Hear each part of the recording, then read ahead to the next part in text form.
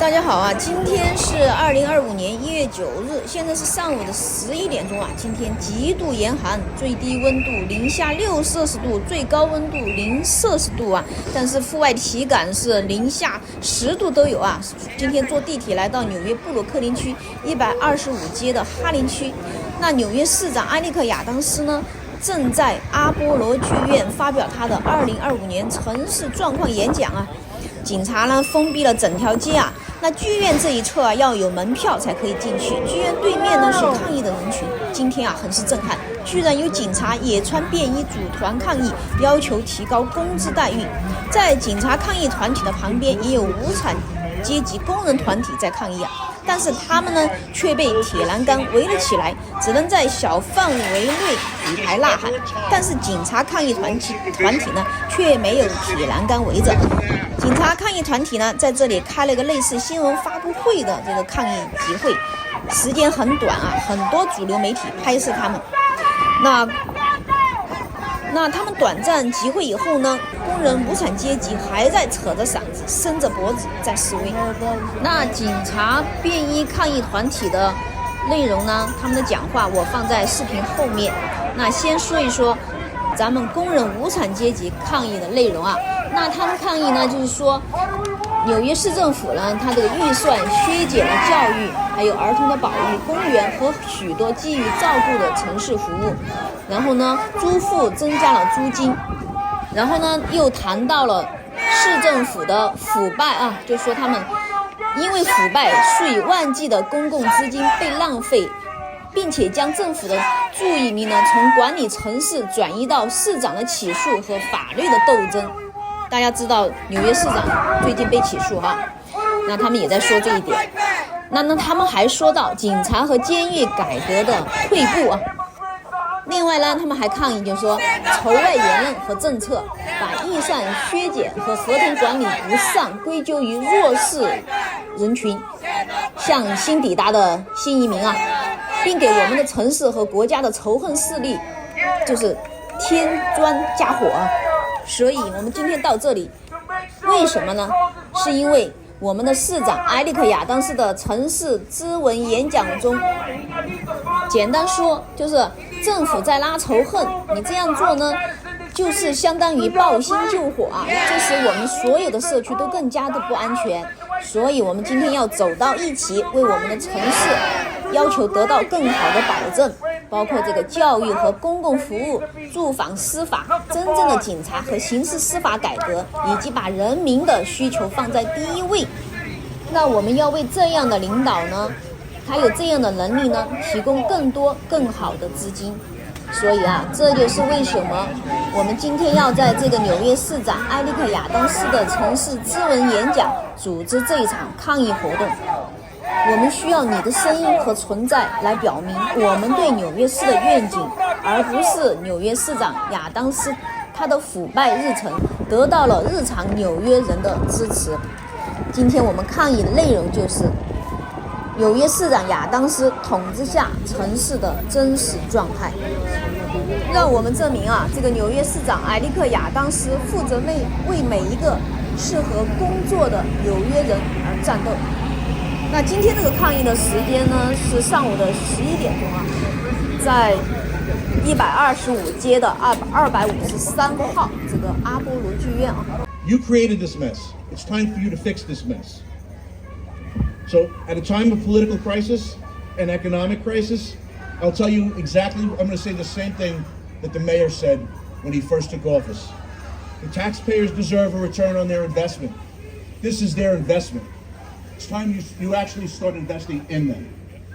So with that, I'm gonna open this up and I'm gonna ask Chris Leap to come up. Chris was shot over the summertime. He just brought a brand new son into the world. He is economically affected by this. You need to put a human face on what it is that this is doing. Right? At the end of the day, we're not numbers. This isn't about we're here to get more money.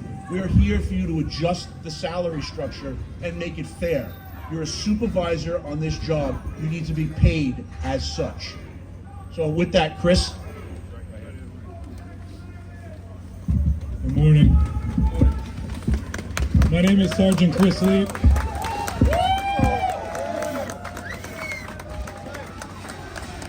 My name is Sergeant Chris Leaf. Last August, I was shot in the line of duty responding to a robbery on the Lower East Side. In September, me and my wife welcomed our first baby into the world, and I became a sergeant to move up the ranks and because I love my city. But the reality of this is we're taking on more responsibility for less money. We risk our lives every day. Fair pay isn't just what we deserve, it's what we've earned. I'm here today to demand that Mayor Adams fix this injustice and fix the pay disparity for NYPD sergeants. Thank you. We're here today because I've been promoted as a sergeant for 3 years already, and it's not fair that I supervise police officers and they get paid more than me. And I had to make calls and be responsible for the whole city and make decisions that can affect everybody in the city. And as a supervisor, I demand a fair payment for all of us. It's not fair. We all have families, we have kids. I'm a single mom with 4 kids. I have a kid in school, in college, and I cannot supervise police officers making more money than me, and I have to be responsible to make all the decisions. Please, Mayor Adam, we deserve a fair payment, and we demand fairness for all of us and for the city of New York. I want to introduce Tiffany Howell, Sergeant Tiffany Howell. Good morning, everyone. My name is Sergeant Tiffany Howell. I was promoted a little over 2.5 years ago, so I'm one of the 1,200 sergeants that are affected by the pay disparity. I want to thank you all for coming out here today. We shouldn't have to be out here freezing on a January morning, but here we are. And we're out here because they need to hear from us. They need to know that this needs to be fixed. We've been patient, but patience doesn't pay the bills. We have cops making more money than the ones who are supervising. It's crazy. This really needs to get fixed. Mayor Adams, please do something about this. They need to hear us. We can't stop. We can't quit.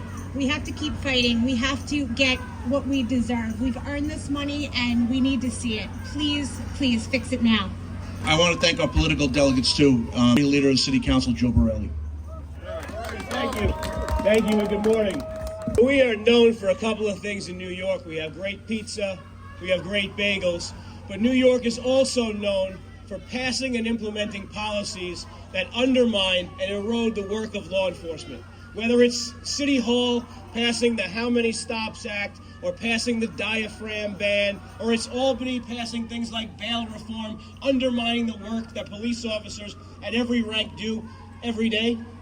Still, the worst policies that we implement as a city are those that prevent people and dissuade people from taking the job of a police officer, from getting promoted on the NYPD, and retaining their job over the course of 20, 25, 30 years.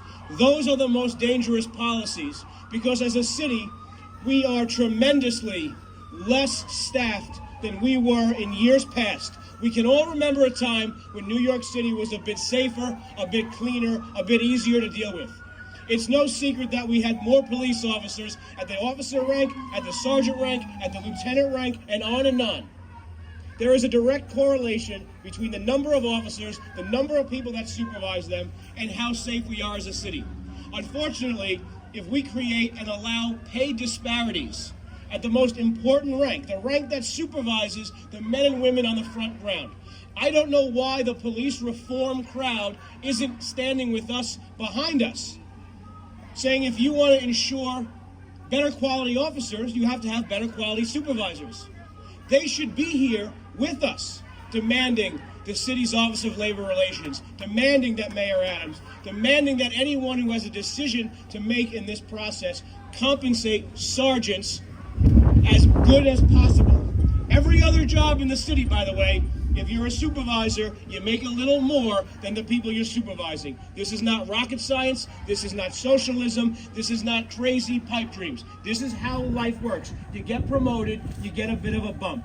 That's how it works. Now, I'm proud to be joined by the other members of the Common Sense Caucus who are proud to stand with the SBA, as we've been now for many years. I want to call up first Bob Holden from Queens. Thank you, Joe. Now, I may get in trouble for this, but who works harder than the sergeants in the NYPD? No one. Why?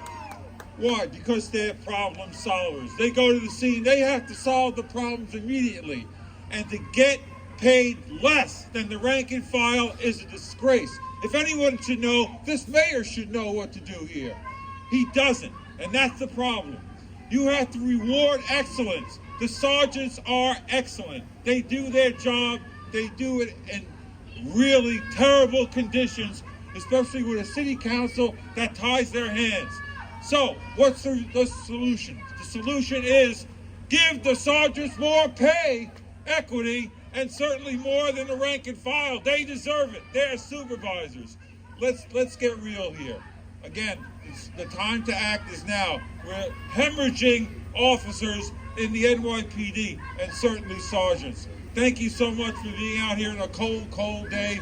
But we're going to do this, folks. This will be solved in the next coming weeks. It has to be. Thank you so much. Thank you. And next I'd like to call my other colleague from Queens, Joanne Ariola. Thank you so much, Minority Leader. Thank you, President Valalong, and thank you for everyone who's out here today. We need to incentivize officers and sergeants and people of title within the NYPD to stay. We cannot not disincentivize them, because that's just another way of defunding the police department. It's all a matter of semantics, but if the money isn't there, we're not going to get the quality people or people wanting to take supervisory exams. Now, it's just very funny to me that we can overestimate $1 billion for illegal migrants. There's money right there. We can find $5 billion to push the city of yes on people that didn't want it. There was money there. OLR, where's the money to provide for pay parity for our supervisors and our sergeants? The SBA deserves more pay, and we're going to make sure you get it. There's one other person that I want to bring up here because he traveled all the way across the country to be here. Michael Solon, he's the president of the Seattle Police Officers Guild and also the president of the United Coalition of Police Safety. Michael? I want to say I'm proud to be here with my brothers and sisters of SBA. It's unconscionable to me, traveling across this nation, to hear that you have supervisors on the job making less money than the people that they have to supervise to uphold policy in the United States Constitution. How is it acceptable that an elected official does not change this in the appropriate time that it should be changed? SBA deserves fair pay, and everybody that's behind, and the leadership of SBA with Vinny, President Valalong, is incredible, and we are proud as a united officers, public safety of UCOPS, to stand with them and demand that their pay gets fixed immediately. Enough is enough. Thank you, Vinny. Open this up to questions, but I'm going to tell you, everybody that's here in front of us right now, the men and women that are behind me, if you think that we're not united in this, the city should really rethink this. All right, we're going to go out every single day and do our job, but they need to understand, they need to respect us. Right? We're not a number, like I said before. We're not asking for any more than anybody else. We're not asking to break pattern, and that's what they'll tell you. All right? Men and women here, they have kids at home, families at home, some single parents that are out there every single day to try and make their community safe and do right by their families. They deserve this.